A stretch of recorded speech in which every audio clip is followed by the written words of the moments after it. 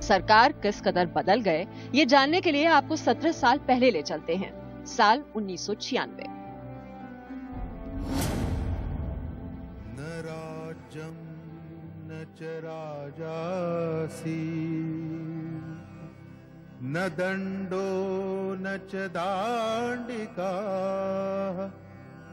धर्मेणेव प्रजा सर्वा रक्षन्ति स्म परस्परम्।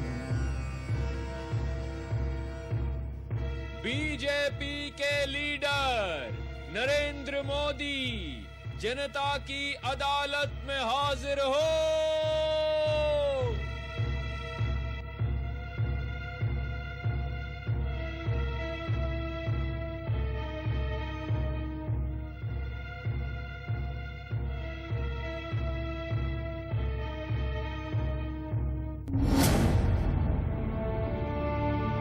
मोदी का कुर्ता उस वक्त डिजाइनर नहीं हुआ करता था। दाढ़ी में सफेदी अभी गहराई नहीं थी। जुबान पर करोड़ों हिंदुस्तानियों की बात नहीं थी। गुजराती अस्मिता की चर्चा भी नहीं। मोदी के पास हरियाणा और हिमाचल का प्रभार था। वे बीजेपी में एक नेता मात्र थे। हाँ, ये कहा जा सकता है कि नेता नंबर 1 बनने का सफर शुरू हो चुका था। आडवाणी की रथ यात्रा में सारथी की भूमिका निभाकर मोदी अपना कद बरगद के बराबर करने पर तुले हुए थे। ऐसे में बीजेपी के बाकी गुजराती नेताओं को तो बौना बनना ही था, फिर वो शंकर सिंह वाघेला ही क्यों ना। सारे देश में बीजेपी को रोको, बीजेपी को निकालो, बीजेपी को हटाओ, इसी के तहत ये वाघेलों के इंस्ट्रूमेंट बना करके कांग्रेस ने अपनी राजनीति की। कोई सरकार बना ले इसलिए दुनिया जीत जाती है, ऐसा मानने वालों से हम नहीं। हम संगठन के लोग, हम 40-40 साल तक विपक्ष में रह करके लोगों के लिए संघर्ष करने वाले लोग हैं। और वाघेला जी को भी मैं बता देना चाहता हूं और गुजरात की जनता को मैं भरोसा देना चाहता हूं कि अब हवाएं करेगी रोशनी का फैसला। अब हवाएं करेगी रोशनी का फैसला। जिस दिए में जान होगा वह दिया जल जाएगा। दिया जलता रहेगा, प्रकाश देगा। ये दिया बुझाने का किसी ने प्रयास किया, वो धुआं फैला है, वो धुआं हटेगा, दिया फिर से जलेगा। संगठन के काम में मोदी खुद को कामयाब साबित कर रहे थे। जाहिर है मोदी की महत्वाकांक्षा और सियासी दुश्मनी दोनों में इजाफा हो रहा था। अगर मैं भारतीय जनता पार्टी के एक जिम्मेवार संगठन के कार्यकर्ता के नाते जिन जिन लोगों के पास पार्टी की जिम्मेवारी है, अगर उनकी अकाउंटेबिलिटी फिक्स करता हूं तो मैं कोई गुनाह नहीं करता। अगर मैं ये कहता हूं कि भारतीय जनता पार्टी के चुने हुए विधायक और भारतीय जनता पार्टी के चुने हुए सांसद उनकी चुनाव के समय जो कुछ भी धन खर्च करते हैं, जो धन आता है उसका पाई का हिसाब उन्होंने पार्टी को देना चाहिए, तो मैं कोई गुनाह नहीं करता। अगर मैं भारतीय जनता पार्टी के कार्यकर्ताओं से अपेक्षा करता हूं कि वो भारतीय जनता पार्टी के उसूलों पर चले और समाज को समर्पित रहे, और इन चीजों का अगर मैं आग्रह करता हूं तो मैं गुनहगार नहीं हूं। अगर ये चीजें गुनाह है तो मैं गुनाहों का देवता हूं। साल 1998 अटल बिहारी वाजपेयी दूसरी बार देश के प्रधानमंत्री बने। विरोधियों ने बीजेपी की ये कहते हुए खिंचाई शुरू कर दी कि सरकार बनाने के लिए पार्टी अपने खुद के एजेंडा यानी मंदिर, धारा 370 और कॉमन सिविल कोड को भूल गई। वाजपेयी मंत्रिमंडल के शपथ ग्रहण के ठीक बाद मोदी जी न्यूज के एक कार्यक्रम में आए। इस वक्त उन्हें संगठन में राष्ट्रीय महामंत्री की हैसियत मिल गई थी और ये मोदी के बोलने के अंदाज से जाहिर भी हो रहा था। भारतीय जनता पार्टी ने as a single largest party, उसकी जिम्मेवारी है कि हिंदुस्तान की जनता ने जो मैंडेट दिया है, स्थिर सरकार बनाने की कोशिश करनी चाहिए। भारतीय जनता पार्टी ने इनिशिएटिव लिया है और हमें लगता है कि हम हिंदुस्तान के आम आदमी की इच्छाओं की पूर्ति के लिए जो मिनिमम बातें हैं उसको हम पूरा कर पाएंगे। मोदी साहब, आप लोगों ने, मैं मानती हूं कि यह सरकार बनाने के लिए बहुत कुछ चीजें छोड़ दिए हैं आपके मैनिफेस्टो से। यू हैड टू, क्योंकि कॉमन जो एक्सेप्ट हो सकता था वही आपने किया। तो आपको मुझे लगता है इसको इस तरीके से कहना चाहिए कि सबके साथ मिलकर के चलने के लिए भारतीय जनता पार्टी ने अपने मैनिफेस्टो में से काफी कुछ लिया है, छोड़ा नहीं है। काफी कुछ छोड़ा भी है। और पराजय के बाद ऐसा होता ही है। नहीं, पराजय की बात नहीं है। आपको तो हमसे तो बीजेपी को 8 सीट 10 सीट ज्यादा आए हैं। आपके जी नहीं, आप जरा फिगर फिर से देख लीजिए। आप देख लीजिए कितने आए हैं आपको, आपके पार्टी के कितने आए हैं सीट? देखिए हम 178 पहुंचे हैं। अच्छा, हमारे तो 148 है। हाँ, तो फर्क है, ये मैं बोल रही हूँ। इतना मैनिफेस्टो का नहीं कि आपके कहीं 350 आए हैं और हमारे कहीं 150 आए, ये बात नहीं है। यानी काफी फर्क है।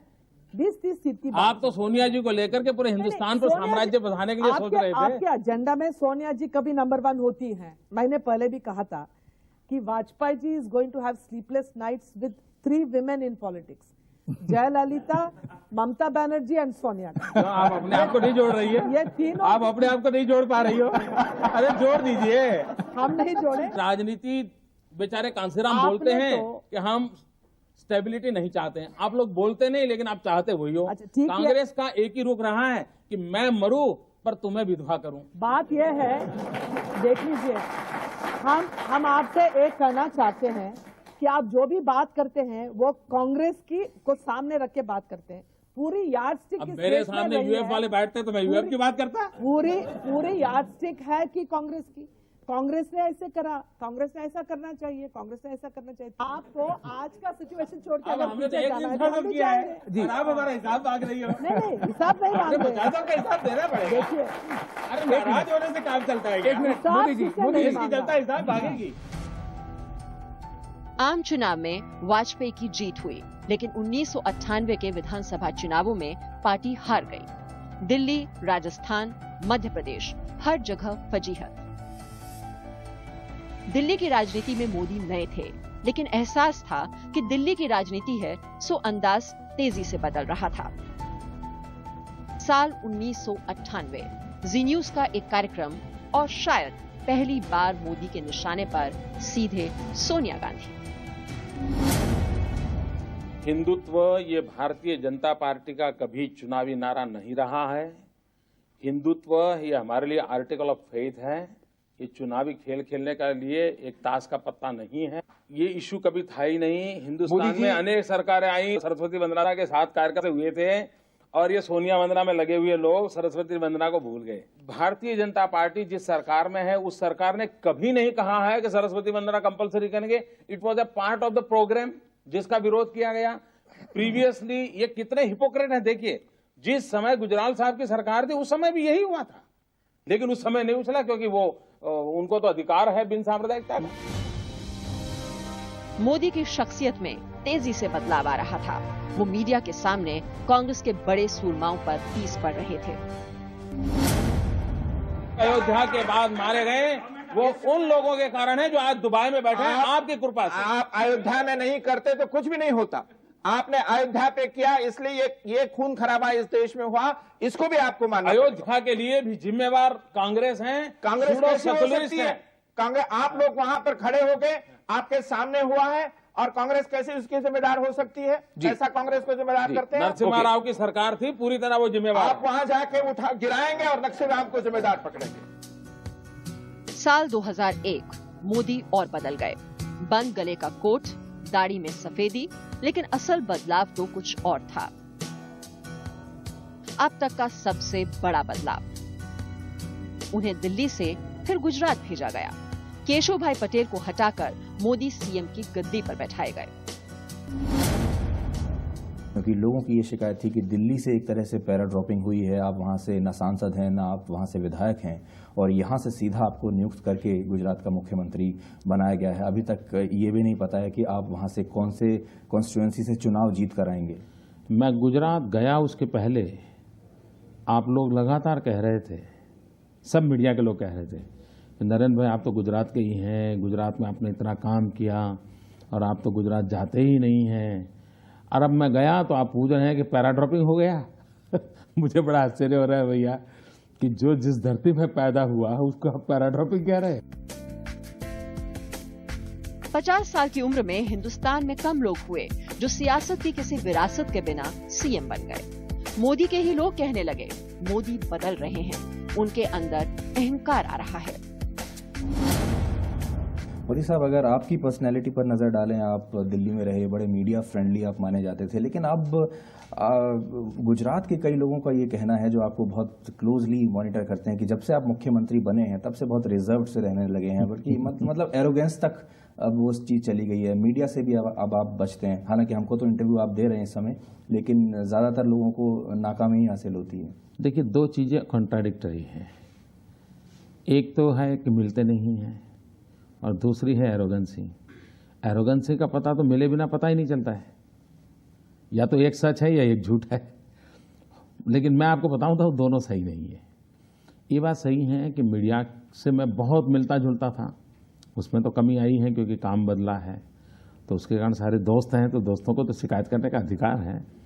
और मीडिया की ये शिकायत गलत है, ऐसा मुझे नहीं लगता है, क्योंकि उनकी अपेक्षा भी ज़्यादा है, क्योंकि बहुत पुराना दोस्त रहा हूँ, घंटों तक उससे गप्पे मारता था। समी सांजनी वेला आपने रमता राम अकेला, यानी शाम का समय हो गया, हम अकेले इंसान हैं।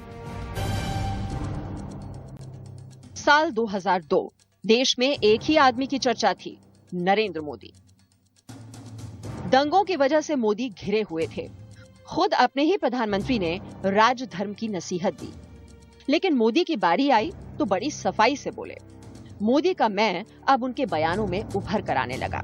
पहली बार चुनाव का सामना करने जा रहे थे। बोली में बड़ा बदलाव आया। 5 करोड़ गुजरातियों की अस्मिता का एहसास होने लगा। मैं समझता हूं गुजरात सरकार एक समरस, कोहेसिव, कलेक्टिव ब्यूरोक्रेसी हो, पुलिस फोर्स हो, सेंट्रल गवर्नमेंट हो, स्टेट गवर्नमेंट हो, इलेक्टेड बॉडी हो, अपॉइंटेड बॉडी हो, सब मिलजुल करके 5 करोड़ गुजरातियों को विश्वास में लेकर के इन रास्ते निकालते चले हैं। जनता के सहयोग से, जनता के अंदर उत्पन्न हुए विश्वास के कारण फिर एक बार नॉर्मलसी पैदा हुई है। मैं इसकी क्रेडिट 5 करोड़ गुजरातियों को दे रहा हूं, और वो उन लोगों को जिन्होंने इस काम के अंदर अपने दायित्व को निभाया है, वो सब इस सब के अधिकारी हैं। 98% गुजरात शांत रहा है, 98% गुजरात में कुछ नहीं हुआ है। और इस राज्य सरकार का संकल्प है, किसी भी गुनहगार को बख्शा नहीं जाएगा। किसी भी गुनहगार को फिर से ऐसा करने का साहस न मिले, ऐसी परिस्थिति हम पैदा करना चाहते हैं। ये हमारा संकल्प है कि गुजरात एक सरहदी राज्य है, यहाँ मौत के सौदागरों को अगन खेल खेलने का कोई अवसर नहीं दिया जा सकता। राज्य सरकार ऐसी करारी चोट पहुंचाना चाहता है, कानून के दायरे में करना चाहता है, ताकि फिर इस प्रकार का साहस कोई न कर पाए। मोदी दंगों की आंच में नहीं जले। गोवा में जीवन दान मिला, और इसमें लाल कृष्ण आडवाणी की अहम भूमिका रही। आज मोदी के चाहने वाले आडवाणी की चाहे जितनी आलोचना कर लें, इशारों में मोदी भले ही पीएम का सपना देखने वालों की खिल्ली उड़ाएं। एक जमाना था जब वो सार्वजनिक रूप से आडवाणी को अपना आदर्श मानते थे। जी न्यूज के एक कार्यक्रम में मोदी ने आडवाणी की खूब तारीफ की। जब राजनीति में नहीं था तब मैं आडवाणी जी के इंटरव्यू बहुत बारीकाई से पढ़ता था। उसमें मुझे इतनी वैचारिक स्पष्टता दिखती थी और मेरे मन को वो छू जाता था, और हर चीज को इतना बड़ा आर्टिकुलेट वे में वो रखते थे, और क्वेश्चन आंसर फॉर्म में शायद उनके इंटरव्यू में कटिंग करके रखता था सालों तक, और मैं उसको अध्ययन करता था।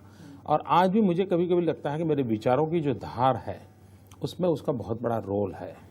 दूसरा, सामान्य रूप से राजनेता वो होते हैं जिनके निकट जितने जाओ आप उतना ही उनसे दूर जाने का मन करता है। आडवाणी जी का एक्सेप्शनल केस है कि जितना उनके पास जाओ उतना ही अधिक निकट जाने का मन करता है। जितने निकट जाते हैं उतनी उनकी ऊंचाई ज्यादा बढ़ती हुई नजर आती है, और शब्दों में वो नहीं कहते, उनके व्यवहार में नजर आता है। तो ये चीजें मुझे प्रभावित करती है। तीसरी बार गुजरात की गद्दी पर बैठने के बाद मोदी का आत्मविश्वास उफान पर आ गया।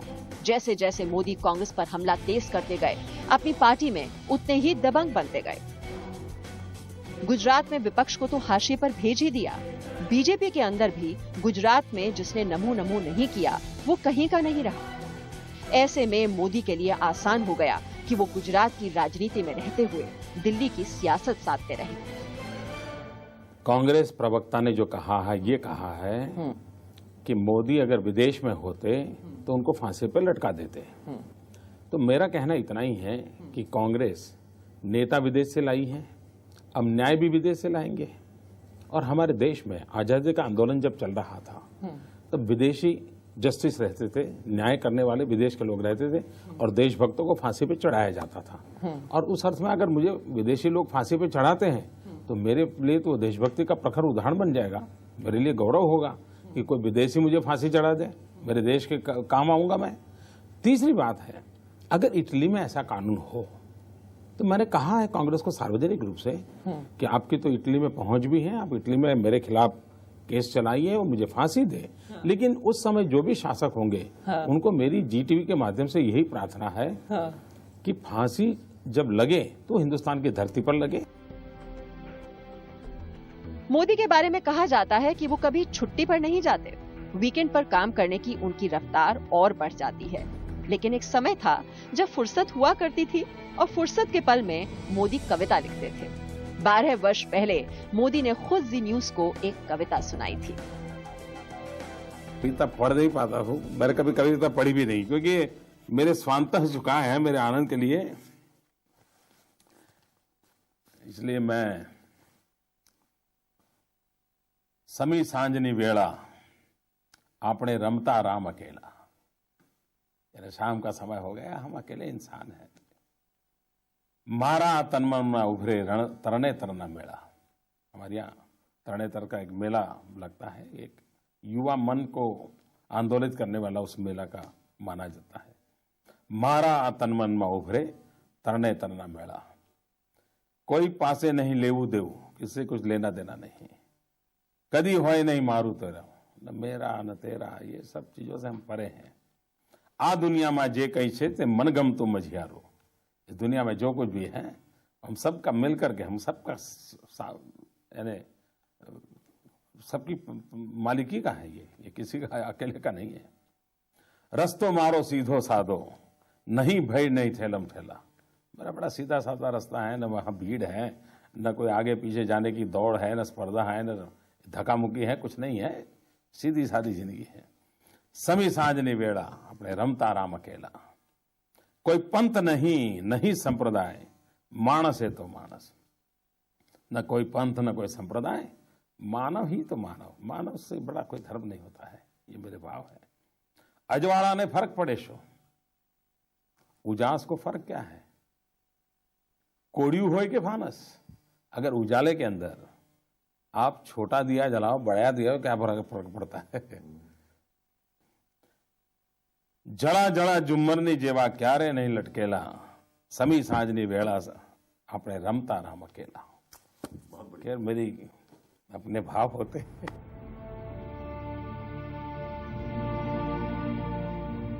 मोदी ने खुद को 12 साल पहले रमता राम कहा था।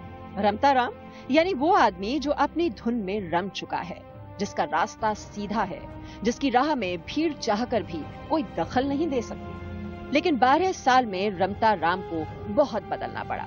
ये मोदी से बेहतर कोई बता भी नहीं पाएगा। क्या मोदी कोई बदली हुई कविता लिखने को तैयार है?